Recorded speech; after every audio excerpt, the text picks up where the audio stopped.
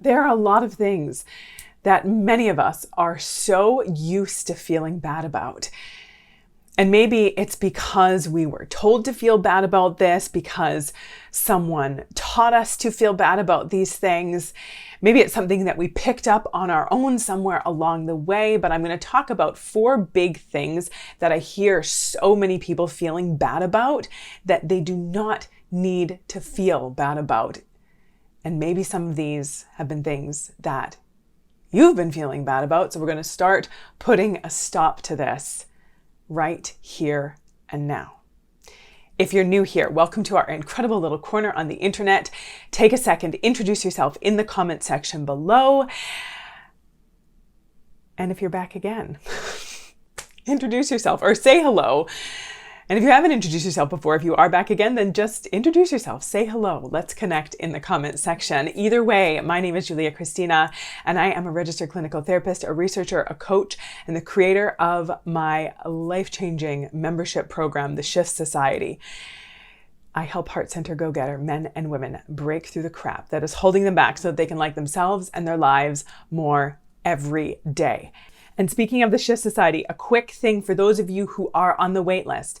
Make sure you put emails coming from hello@JuliaChristina on your safe list. We only let a small number of people into the Shift Society every month. And when your name comes up on the wait list, you just have a few days to get in there. And so if you miss those emails, then you'll miss your chance to be able to get in. And I keep getting emails from you all saying, when is my name coming up? I want to get in. And for some of you, your name has already come up, but you haven't gotten the email because emails came from me are going to your junk folder, your spam folder, or some other folder. So make sure you put that on your safe list. hello@JuliaChristina.com. And if you're not on the wait list, make sure you get on it. The link to that is in the description below. You are going to want to be a part of this community. It is life-changing. Big things are happening there. People are having huge shifts and deep transformations doing this work, taking this work to a deeper level. So let's talk about this. Let's talk about these things that we need to stop feeling bad about, because it comes up so often. I don't even know if it's necessarily intentional. I think often, like I was saying before, we've just been taught or trained, or we have these ingrained beliefs about things that we feel ashamed about, that we feel bad about, that we doubt ourselves about, that we hold ourselves back with.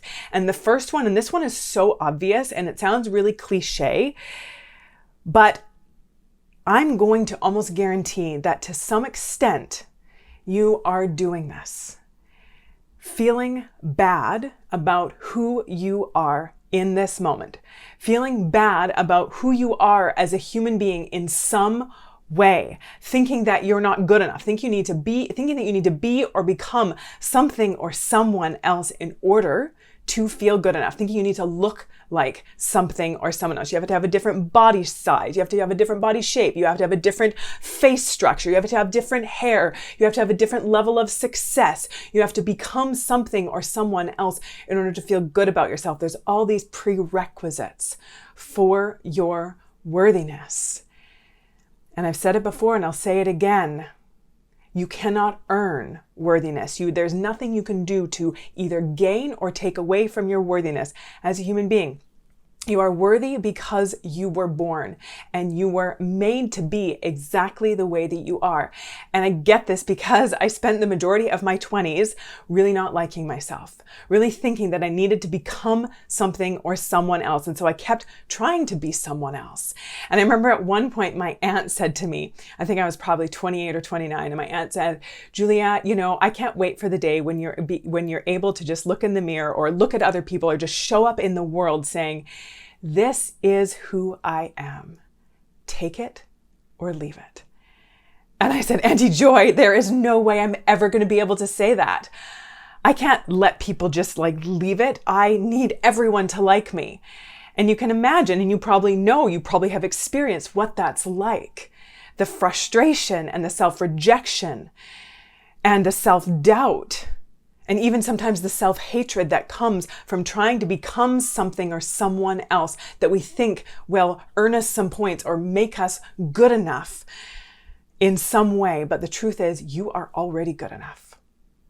You are already exactly who you're supposed to be. And this is why we do this work, to get rid of the crap that holds us back from being who we truly are. So stop feeling bad about yourself and start being more of yourself. The next one that you need to stop feeling bad about is making mistakes. And I'm not saying if you make a mistake to not show remorse, and if you've wronged someone to make amends, to apologize. And I have a whole video on making apologies that you can check out as well. I'll put the link to that in the description below. But making a mistake, owning it, apologizing for it, repairing it if it needs to be repaired, and then moving on, moving forward. So many of us are continuously beating ourselves up for mistakes we made 5 years ago, 10 years ago, 20 years ago, 30 years ago. We are continuing to hold ourselves emotionally hostage with that shame and that guilt for that thing we did. Ask for their forgiveness if you haven't already. Forgive yourself if you haven't already. Clean the slate and let yourself move forward. Instead of perseverating on it, instead of obsessing about it, you can't shame yourself into feeling good. You can't blame and berate yourself into a loving and accepting and forgiving yourself. It's not helpful to stay in it and dwell on it.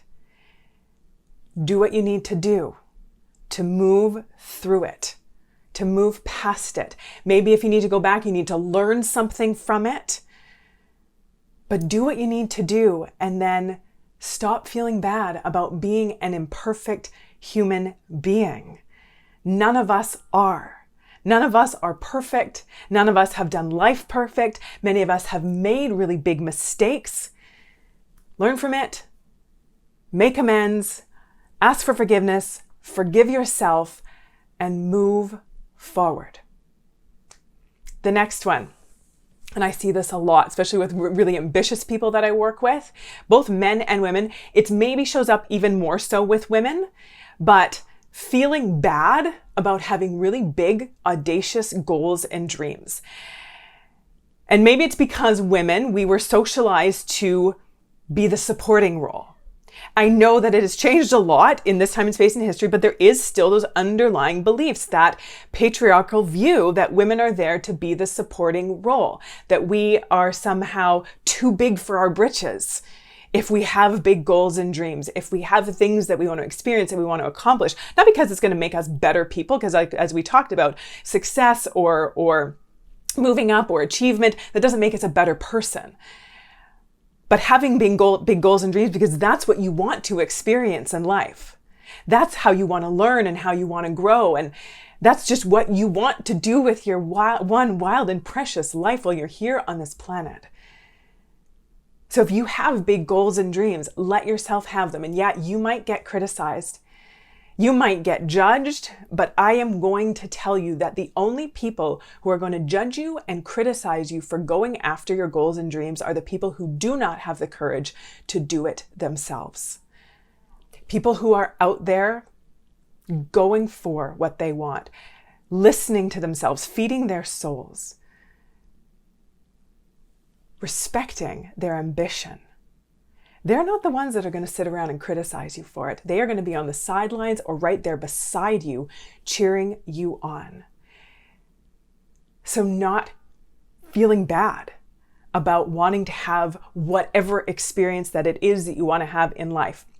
If it's that you want to take on some kind of big hobby or big goal, if you want to run a marathon, if you want to get really good at doing pottery, if you want to build a 7-figure business, if you want to move up and become the CEO or the CFO or even just middle management in whatever company that you work for, if you want to win Parent of the Year in some capacity, if that's important to you, it doesn't matter what it is. If you have big goals and big dreams, this isn't something to feel bad about. If that's honestly what's important to you and what lights you up and what fills your soul and what gets you going in the morning, nobody gets to take that away from you. The next one, And this is a big one you're going to keep hearing me talk about until I stop hearing the feedback from you all about this one, that you're still struggling with it. And this is the one, is feeling bad about having boundaries. I've posted about this a little bit lately in my Instagram, so you can go over, I'm going to put the link there, you can go over and see some of the posts that I've put up on there about boundaries and how guilty we often feel for having our own wants, needs, and preferences and being able to take care of those and respect those in ourselves. I've talked before about what a boundary is and what a boundary isn't. A boundary is not about changing anybody else. A boundary is about saying, this is what's important to me, and this is what I am going to do to honor and respect that. And so, yes, sometimes people are going to be impacted by our boundaries if we say, no, I'm not going to do that. No, I'm not okay with that. No, I don't like that. And so I'm not going to participate. I'm not going to stay involved in this. I'm not going to stick around for this. Some people are going to be impacted by it and they may not like it. But in essence, what we are saying when we don't respect our boundaries is that somebody else's comfort around us continuing to allow whatever it is that's happening that we're not okay with, that their desire and their comfort to allow that to keep going is more important than our comfort as the one who's being impacted by it and who does not want to have it continue. This boundary work is a big deal. All of us know how to say no, but we don't do it because we have underlying beliefs. We have subconscious programming around boundaries that we've taken in and taken on from the time probably that we could breathe, through the things that we absorbed, we're taught, we're told, we're socialized with. And so we struggle.